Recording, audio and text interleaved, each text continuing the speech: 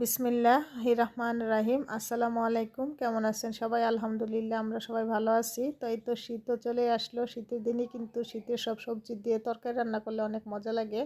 তো আজকে আমি সিম, ফুলকপি, আলু, টমেটো এই সবজিগুলা দিয়ে একটা রুই মাছ দিয়ে ঝোল রান্না করবো। তো রান্না করার জন্য কিন্তু এখানে আমি সব কিছু রেডি করে নিছি। তরকারি কাইটা ধুয়ে নিছি, মাছও ধুয়ে নিছি। এখন মাছগুলা ভাইজা নিব। শীতের দিনে কিন্তু সবজি সব কিছুই পাওয়া যায়, টাটকা টাটকা খাইতে অনেক মজা। তো এই যে আমি মাটির চুলা ধরাই দিছি। এই চুলাটা কিন্তু আমার ছাদের উপরে আমার আম্মা উঠাই দিছিল। তো শীত আসলে তো মাটির চুলায় রান্না করতে অনেক আরাম লাগে।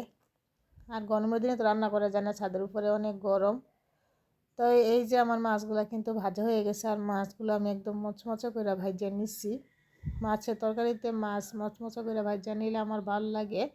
তো এই যে মাছ ভাজার তেলে কিন্তু সবজিগুলা দিয়ে দিছি, ফুলকপি, সিম, আলু।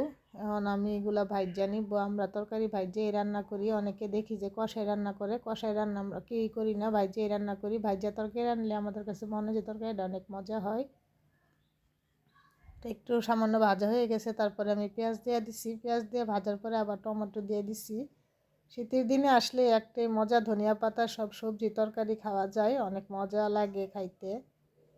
তো এই তো ভাজা শেষ। আমি এখন সব মশলা দিয়ে দিছি, হলুদের গুঁড়া, মরিচের গুঁড়া, জিরার গুঁড়া, ধনিয়ার গুঁড়া, লবণ দেওয়ার ঝোল দিয়ে এখন আমি মাছগুলা দিয়ে দিছি। রুই মাছের এই ঝোল তরকারিটা আমার কাছে ভাল লাগে, রান্না করি শীত আসলেই।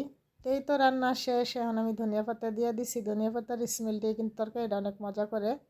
তো এই তো এখন আমার রান্না শেষ। রুই মাছ দিয়ে ফুলকপি, সিম, আলুর ঝোল। তো ঝোলের তরকারি বাচ্চারা বেশি পছন্দ করে না, তারপর আমি প্রতিদিন এখন সবজি রান্না করি আর খাওয়ানোর জন্য। তো এই তো আমার রান্না কিন্তু হয়ে গেছে। তরকারি কালারটা অনেক সুন্দর হয়েছে, খাইতে মাশাআল্লাহ অনেক মজা হয়েছিল। তো এই তো এখন আমি খাবার নিয়ে বসে গেছি।